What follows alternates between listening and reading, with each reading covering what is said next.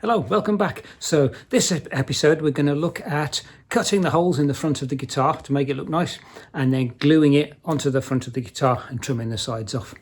So now I've finished the front in exactly the same way as the back. There's no point going through it all again. Just if you're interested in how this came about, have a look at some of the earlier ones. You can see we've put the thing on in the inside as well, and that's all planed down flat so that if I pan you down, fits on a table. The thing in the middle is touching and all these are touching around the outside. So it's nice and flat, all ready to go. Could do with a little bit of cleaning up. But first of all, we've got to cut the holes. So what I've done, printed out the plan again on some A4 and glued it together, sellotaped it together. And this is basically a plan of the holes. You've got the F holes here to cut. But you also got a bunch of other holes here, which are where all the switches and things go. Now this is the plan for a 335, so the 345 has an extra one. It's up here somewhere, which I'm going to have to look at some pictures and I'm going to have to mark on here exactly where that extra switch goes. Once I've done that, basically what I'm going to do, put this on top of here, then I'm going to make sure it's in the right place, and then I'm going to mark out the various holes so that I can cut them. So I've got my guitar top. I've now cut out the shape, just half of it, because I think that'll make it easier to line it all up. And I can then line this up, certainly with the middle, because I've got the join down the middle. And then sort of up and down to make sure I've got it in the middle. Now remember, this is still oversized, so it's a little bit of a guess. But I have drawn a line on where I think the main bit should be, so that's up a little bit from there till I get to the right point, and then I'm just going to take some bits of masking tape and I'm going to stick it on. So now I'm marking out the F holes onto the actual body. Once we're absolutely sure this is in the right place, take a very sharp knife and I'm just going to scribe around these lines. It's a job I really hate, but it's just a case of taking it really gently, really slowly, and scoring those lines on.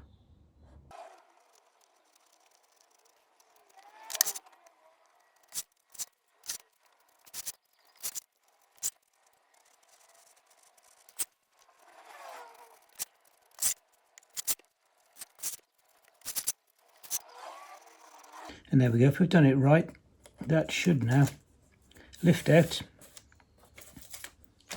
like that. And we should be able to lift this up and see a score line underneath, which we can. So that's the first one done. Now on this side, there are a bunch of other holes as well. So what I'm going to do is just take a compass. I'm going to mark through all of these holes. So I found my compass wasn't very good because it was very fine point. It wouldn't have shown up. So I've got a screw essentially. And all I'm going to do is mark the centres of all of these holes. So I've got one over here, which is a switch. I've got 4 around here, which are the control knobs. I've got one up here, which is the extra control knob that I marked on, that the ES345 has. And one over here, which is the place where you plug the wire in. Okay, all those are marked. I'll just double check by looking underneath. And I can see all those, and then we flip it over. So this is why I've only done half of it, because what happens, and as long as I've taped it exactly along the middle, I should be able to pick this up, flip it over, and it should line back up with the middle and not move at all up and down, so I can make sure that I've got these things in the right place. Okay. And then I'll stick a bit more tape on this side to make sure, and I'll do the same. Now because I cut it out, I've now got something here that I can cut around quite easily. So let's do that. And this side I'm going to take even slower because obviously the paper flaps around just a little bit, so I want to be absolutely sure I get the right lines in there. Okay. And there we are. There's the second one marked out. And we are good to go. So it's all marked out.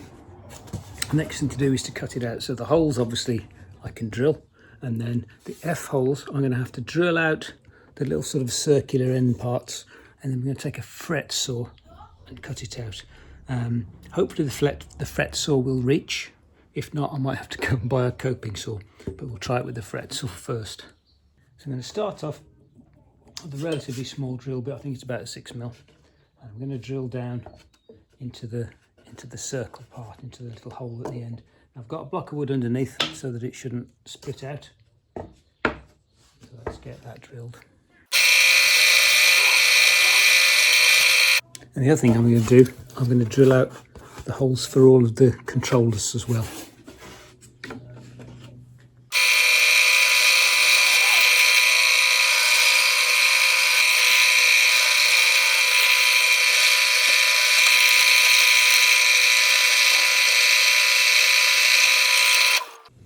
Now, as you can see, I can't quite reach all of the holes with my pillar drill. There's not enough depth in it.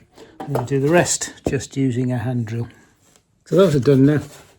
And what we're going to do is go around with bigger drills now, slightly bigger and bigger drills until I get to the size that I need.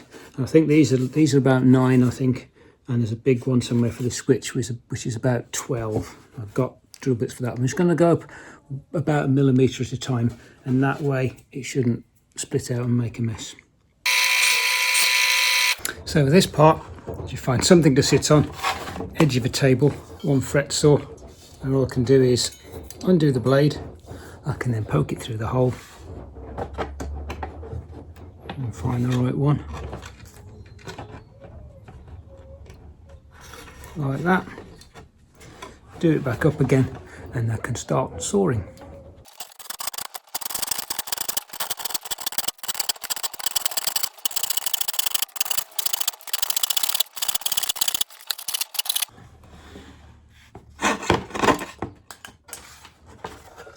So now the next phase is the laborious one. I've got just inside the lines, otherwise you make a mistake, you ruin the whole thing. And now take a file, and it's just filing to the line, so it takes forever.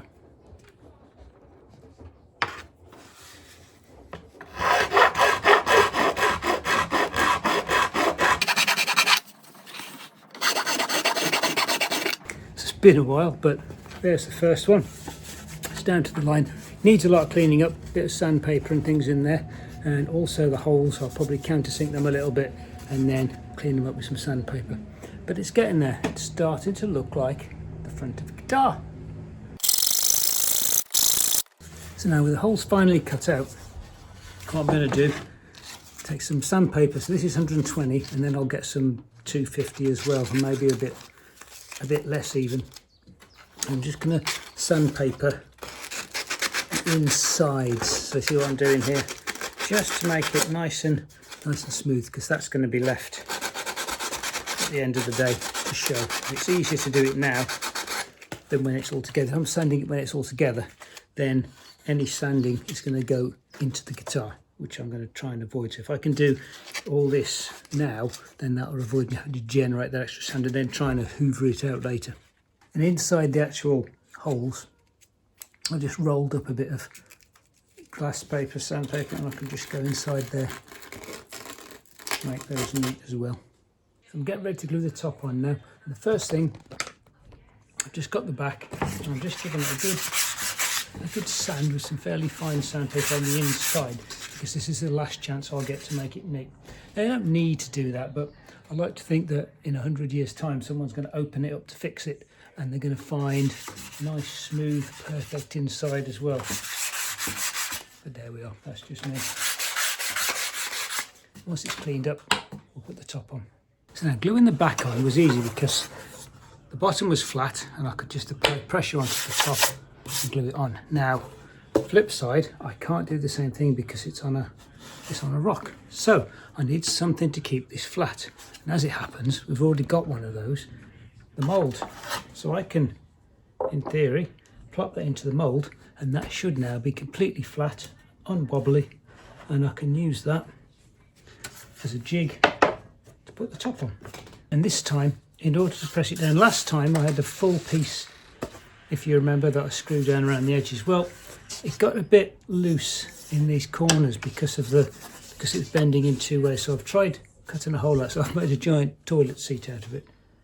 So the theory is I'll do the same thing as I did last time, and I'll do up the screws all around it, but this time what will happen is that it'll bend a lot more easily and I'll get a better join.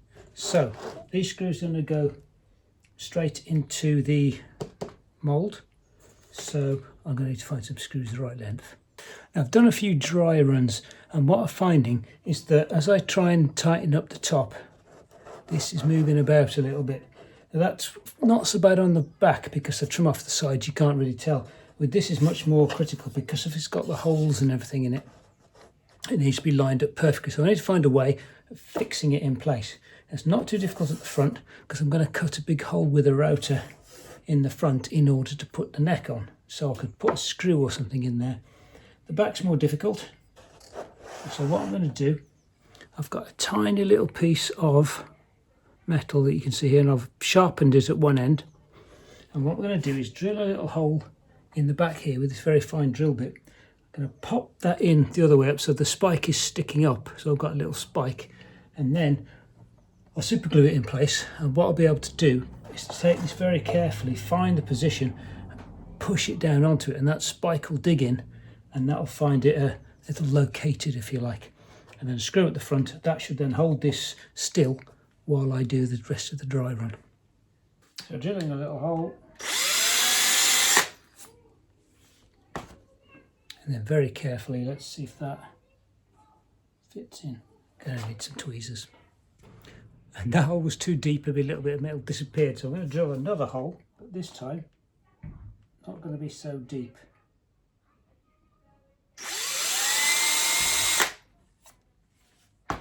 Let's try that.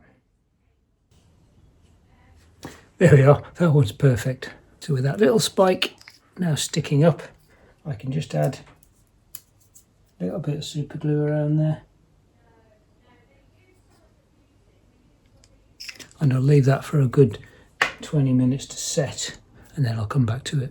And for the top end, I'm just going to drill a hole. Feels a bit weird drilling a hole in it, but I know that this bit's going to be cut away, and it'll have a fretboard and stuff like it anyway. So I'll clamp a little bit of wood under it for the final bit so it doesn't break away. I think that was it. There we go.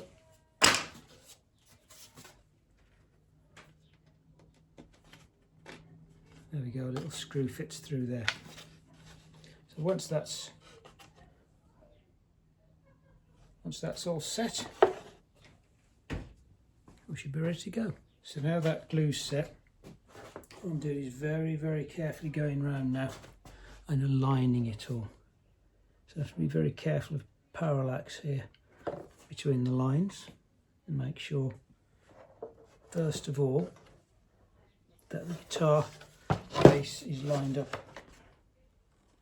Just to avoid parallax errors, I can put a set square against the marks and make sure that they line up. Now that I'm sure that I've lined everything up, I've double checked everything around the outside, I can then just press this down. It'll bite into the thing at the back, and I can put the screw in the front, and that'll have it centered properly.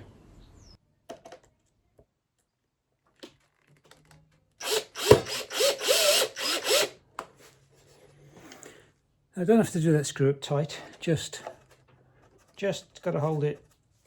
So now I'm sure that that's not going to move about, I can try applying my giant toilet seat. Just do another here. And make sure it's arranged so that the screws will go in.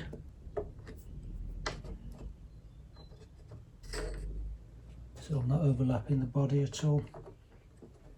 Okay, and let's try a dry run and do up some of those screws. First one's always the most difficult.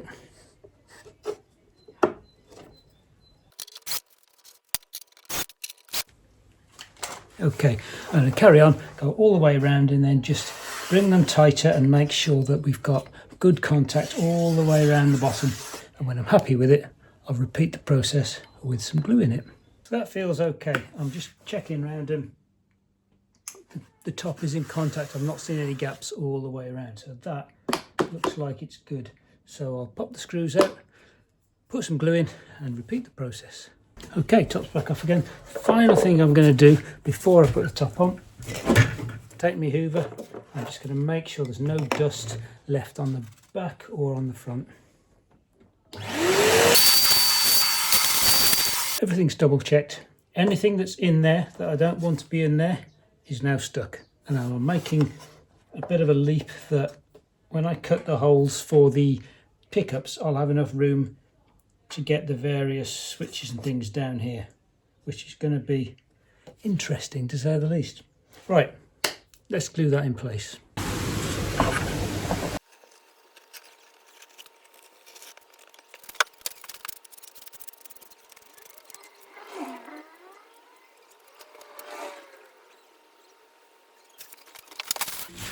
So I'm adding just enough glue so that it's got a decent stick, but I don't want too much glue oozing out when I put the top on, because that'll make a mess, both inside and out. Now there's a couple of places here where I have overdone it a little bit, so I'm just cleaning those out now so that it's nice and neat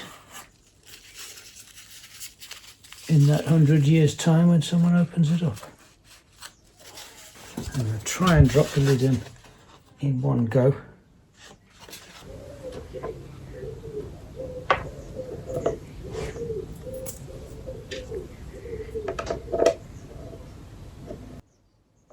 Finally got it in place. Now let's line all this lot up again. That's lined up, and then that's lined up. And that should go onto its locating pin.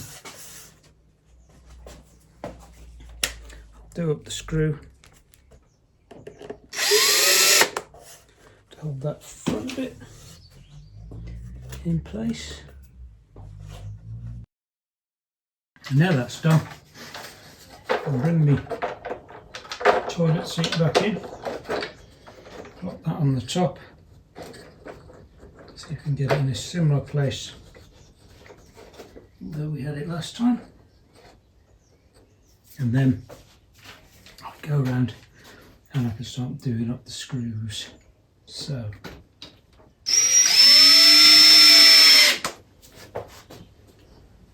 again, the first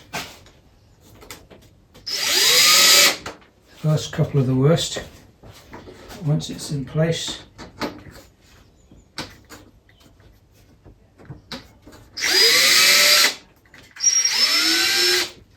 it's easier. Okay, round we go, and I'll just do all these up.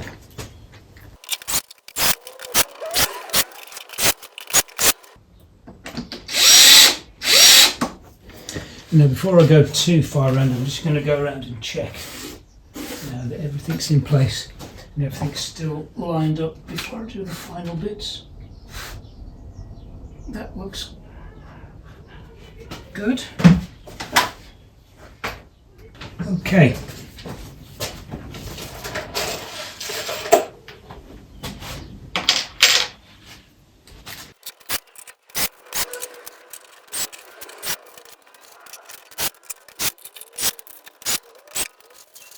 I'm going to put the flush cutter back into the rotor, so that's the one with the bearing so that it's flat, and I can use that to cut off around the edges.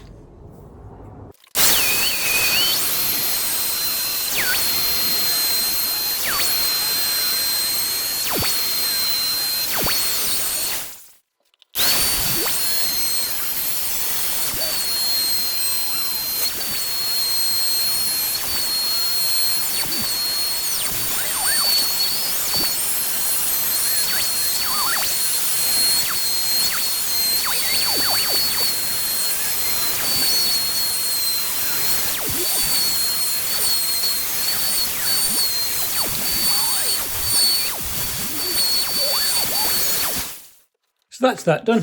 I'm just going around it with some relatively rough sandpaper just to take off any of the sort of splintery bits that are left. And you'll see what I've done is I've had tape across the holes while I've been doing it, because I didn't want all of the filings and bits and pieces to go into the guitar. So there we are. That is the body of the guitar, looking pretty good, even if I do say so myself. Next thing is to do the binding. Now the binding's going to be a challenge, because again, last time we had it flat. This time we're going to need to have it held in some sort of mold like this again. So I'm going to have to figure out how to now get the router to go around this without banging into all this corner. So I might have to cut out the shape in the mold, but then I finished using the mold, so I might as well destroy it. So there we are, we've almost got a guitar body there. I hope that was interesting, I hope that was useful. Please press subscribe if you haven't done so already, and give me a like if you liked it. So hopefully I'll see you next time.